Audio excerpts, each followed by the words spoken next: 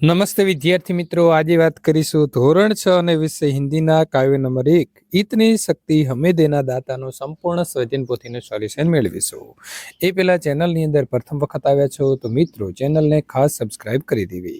काव्य नंबर 1, प्रश्न नंबर 1, सही विकल्प चुनकर बॉक्स में निशाना कीजिए। हमारे मन में कैसी भावना नहीं होनी चाहिए? तो बेर की। नेक रास्ते पर चलने का अर्थ क्या है? तो भलाई के रास्ते पर चलना। नंबर 3, धरती पर हर तरफ क्या है? तो जुलम। कवि कैसी जिंदगी की कामना करते हैं? तो भली। जीवन को मधुबन बनाने के लिए क्या करना होगा? तो खुशियों के फूल बांटना होगा। ईश्वर धरती का बोझ कैसे उठाएंगे? तो ममता से।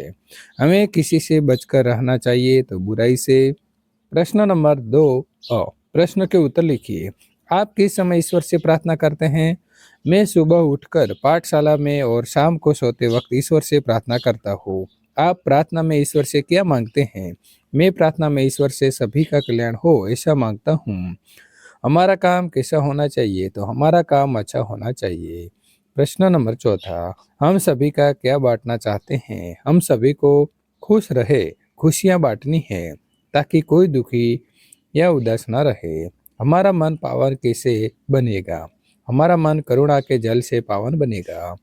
किसकी रचना का अंत नहीं होना चाहिए? तो ईश्वर की बनाई हुई रचना का अंत नहीं होना चाहिए।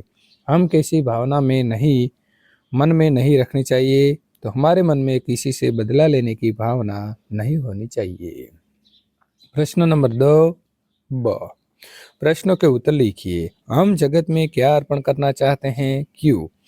हम जगत में सुख, शांति और मैत्री भाव अर्पण करना चाहते हैं। आज जगत में बुराइयां बढ़ रही हैं। जीवन में सुख शांति का अभाव है। लोग एक दूसरे के शत्रु बन रहे हैं। वे एक दूसरे से बदला लेने के लिए तत्पर हैं। इसीलिए इस अशांत और दुखी जगत में हम सुख शांति प्रेम और मैत्री अर्पण करना चाहते हैं। हमें कैसे रास्ते पर चलना चाहिए? क्यों? हमें नेकी अच्छाई के रास्ते पर चलना चाहिए क्योंकि उसी से जीवन में सुख और शांति मिल सकती है। हमारा मन पावन कैसे बनेगा? हमारा मन करुणा के जल से पावन बनेगा। कविता में कैसा जल बहाने की प्रार्थना की गई है? क्यों? कविता में करुणा का जल बहाने की प्रार्थना की गई है क्योंकि उसी से हमें सबका मन पवित्र बनेगा। प्रश्न नंबर 5, मन का विश्वास कमजोर होना ऐसा क्यों कहते हैं? लोग भगवान की शक्ति पर विश्वास करते हैं। वे मानते हैं कि भगवान दयालु है, सबका रक्षक है। भगवान के लिए कुछ भी असंभव नहीं है। आज दुनिया में अत्याचार बढ़ते जा रहे हैं। साधारण आदमी उन्हें रोकने में असमर्थ है। इन अत्याचारों का अंत होता दिखाई नहीं देता। कवि भगवान से प्रार्थना करता है कि ऐसे समय में वे अपने शक्ति का परिचय दे ताकि उनके प्रति लोगों का विश्वास कम न हो। प्रश्न नंबर 6, सबका जीवन ही बन जाए मधुबन का भावार्थ क्या है? मधुबन का अर्थ है वो बगीचा जिसमें सुंदर और खुशबूदार फूल खिले हैं। हम सबको खुशियों के फूल बांटने चाहिए। ये फूल पाकर लोगों को चेहरे पर उदासी नहीं रहेगी, उनका मन प्रसन्नता से भर जाएगा। वे आनंद और उल्लास का अनुभव करेंगे। इस प्रकार उनका जीवन सुखी बन जाएगा।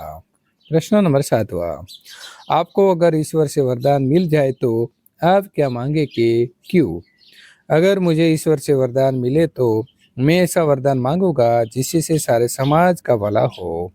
भगवान लोगों को ऐसी ताकत दे कि जिससे सभी लोग अपना काम अच्छी तरह से कर सके, सभी लोग मिलजुल कर रहे ऐसा वरदान मांगूंगा। शब्दार्थ का अर्थ लिखिए। विश्वास तो भरोसा, नेक तो ईमानदार, रोशनी तो प्रकाश, बेबसी तो लाचारी, जुलम तो अत्याचार, भली तो अच्छी, अर्पण तो समर्पित, मधुबन तो बगीचा, पावन तो पवित्र, बुराई तो बुरा, करुणी तो दया, बोझ तो भार, ममता तो प्रेम और धरती तो धरा। प्रश्न नंबर 3 ब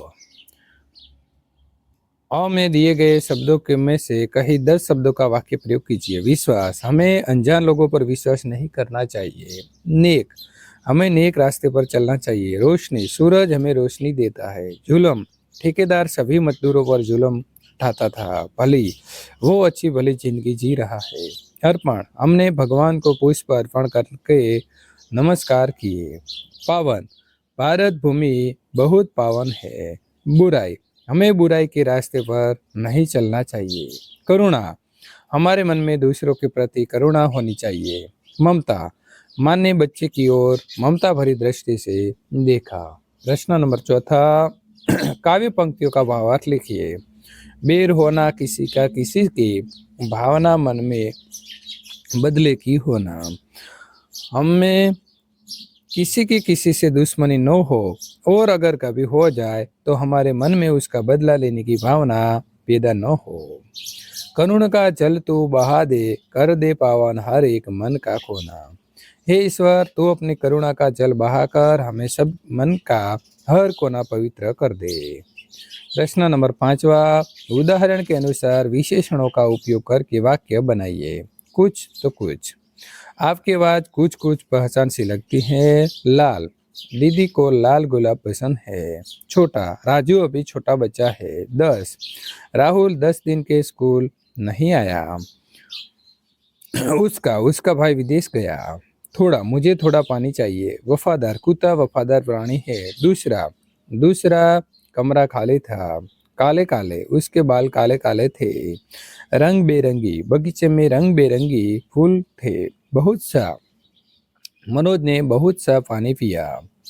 प्रश्न नंबर 6 और नीचे दिए गए खाली स्थानों में उचित शब्द भर के वाक्य को पूरा कीजिए। महेश खेलने में तेज है लेकिन पढ़ने में नहीं। राधा को काम था फिर भी वो गाँव आई। रवि ने बहुत मेहनत की क्योंकि वो पहला नंबर लाना चाहता था। मैं समझता हूँ कि वो क्या करना चाहता है। आप हमारे साथ चलेंगे या घर पर रहेंगे? मैंने सुबह की पढ़ाई कर ली ताकि शाम को खेल सकूं। अध्यापक रुक गए और लड़के के बोलने की प्रतीक्षा करने लगे। नीचे दिए गए शब्दों का उपयोग करके एक एक वाक्य बनाइए। शिल्पा झटपट घर की ओर भागी क्योंकि उसे भूख लगी थी। ताकि, मैंने सुबह की पढ़ाई कर ली ताकि शाम को खेल सकूं। और राहुल अपने पिताजी को ओर देखने लगा कि मैं समझता हूँ कि वो अपना कहना चाहता है लेकिन राधा पढ़ने में तेज है लेकिन खेल में नहीं। फिर भी सुरेश को बुखार था फिर भी वो स्कूल आया। या आप चाय पसंद करोगे या कॉफी? संयुक्त अक्षर से शब्द बनाकर वाक्य में प्रयोग कीजिए। क प्लस क, तो क, धक्का, उसने मुझे धक्का मारा। त प्लस त, तो कुत्ता, कुत्ता वफादार जानवर है। न, तो अन्न खेत में पैदा होता है। बुद्ध, तो यहाँ से द वत्ता ध, तो द, ये भगवान बुद्ध की मूर्ति है। द और व, द्व, विद्वान, ये विद्वान पुरुष है। स प्लस व, तो स्व, विश्व में शांति होनी चाहिए। द वत्ता म, तो पद्म, उसके चरण पद्म जैसे हैं।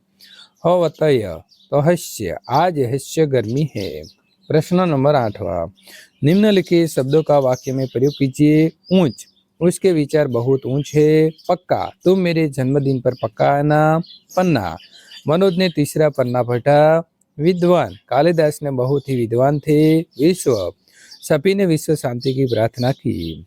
से अहस्य, आज रहस्य गर्मी है। पद्म, उसके चरण पद्म जैसे हैं। पता, उस आदमी ने घर का पता बताया। बुद्ध, शिक्षक ने भगवान बुद्ध की कहानी सुनाई। प्रश्न नंबर 9वां, उदाहरण के अनुसार समान तुक वाले तुकांत शब्द लिखिए। लड़ाई, कमाई, बुनाई, पढ़ाई और सिलाई। मानवता, सुंदरता, सफलता, ठता, दानवता। चाचा, वाचा, सच्चा, कच्चा, बच्चा। सामाजिक, आर्थिक, धार्मिक, दैनिक, वार्षिक। घबराहट, मुस्कुराहट, आहट, गिरावट, थकावट। लताएं, कथाएं, प्रथाएं, व्यथाएं, गाथाएं। सुंदरता, मानवता, सफलता, श्रेष्ठता, दानवता। दर्शनीय, मोहनीय, कमनीय, सराहनीय, अनुकरणीय। चिड़िया, गुड़िया, बूढ़िया, चूड़िया और डिबिया। सुनकर, लिखकर, पढ़कर, कहकर, थककर। बुद्धिमान, द्रव्यमान, विद्यामान, बहमान और शक्तिमान। प्रश्न 10वां, क्या बारिश होनी चाहिए या नहीं, इस विषय पर कक्षा में चर्चा करके 10 वाक्य लिखिए। उदित, अब तो इस गर्मी से जितना जल्दी छुटकारा मिले इतना अच्छा। हे इंद्र देवता, जल्दी बादलों को भेजिए और हमें आनंद दीजिए। संकेत, क्या यार, तुम भी बादलों को बुला रहे हो? बरसात हुई नहीं कि सब जगह कीचड़ ही कीचड़। उदित, अरे बारिश तो भगवान का वरदान है, उससे धरती हरी भरी बनती है और खेत में अच्छी फसल होती है।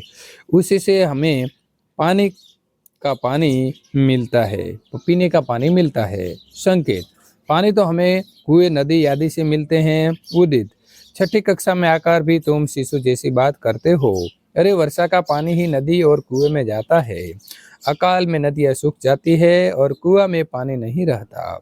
संकेत, लेकिन बारिश होने से कीचड़ होता है, गंदगी फैलती है और बीमारियां बढ़ती है।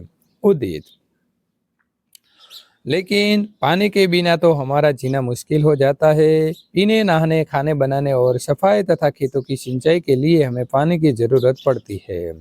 संकेत, अरे हाँ, जल का जीवन कहा जाता है। उदित, अब बताओ कि बारिश होना चाहिए या नहीं? संकेत, होनी चाहिए, जरूर होनी चाहिए, क्योंकि बिन पानी सब सून। परिच्छेद को मातृभाषा में अनुवाद लिखिए। જીવનમાં રમત બહુ જરૂરી છે. રમતથી મનોરંજન મળે છે, આપણી તંદુરસ્તી સારી થાય છે, આપણે ક્યારેય બીમાર નથી પડતા. જે છોકરા રમતા નથી તે આળસુ ને બીમાર રહે છે. રમતી વખતે આપણે આપણા મિત્રોનું ધ્યાન રાખવું પડે છે, તેમની સાથે અમે હળી મળીને રમીએ છીએ, જેથી અમારામાં ઘણી સારી આદતો આવી જાય છે. આ આદતો આગળ જતા આપણા માટે ખૂબ જ ફાયદાકારક હોય છે. એટલા માટે ભણવાની સાથે સાથે રમત પર પણ ધ્યાન દેવું જોઈએ. प्रश्न नंबर 12, नीचे दिए गए चित्र को देखकर चित्र का वर्णन कीजिए। इस चित्र में समुद्र तट का दृश्य दिखाया गया है। समुद्र में एक नाव है जिसके पाल पर ध्वजा फहर रही है। दो व्यक्ति नौका विहार कर रहे हैं। एक लड़का तैर रहा है, एक लड़का ने गेंद से खेल रहा है। उसके पास एक महिला खड़ी है। तट पर एक लड़का पतंग उड़ा रहा है। एक लड़की हाथ में थैली लिए घूम रही है। दो लड़के रेत में घिरोदे बना रहे हैं। एक गुब्बारे वाला खड़ा है। एक लड़की मुंह से फूंक कर गुब्बारे में हवा भर रही है। आइसक्रीम वाला गाड़ी लेकर खड़ा है। एक महिला उसी से आइसक्रीम खरीद रही है। पास में उसका बच्चा खड़ा है। बाई तरफ कोने में छतरी के नीचे मेज कुर्सी लगाए दो व्यक्ति बैठे हुए हैं। पास में नारियल के दो वृक्ष दिख रहे हैं। प्रश्न नंबर 13, वर्णों को कोई भी मात्रा लगाकर महत्तम अर्थपूर्ण शब्द लिखिए। च तो चित्र, चाचा, चम्मच और चमेली। ब तो बाल, बिल्ली, बड़ा बाग। द दाल, दौलत, दवाई, दवा। क कलम, काम, काला कौआ। ज जंगल, जोश, झाद, जहाज।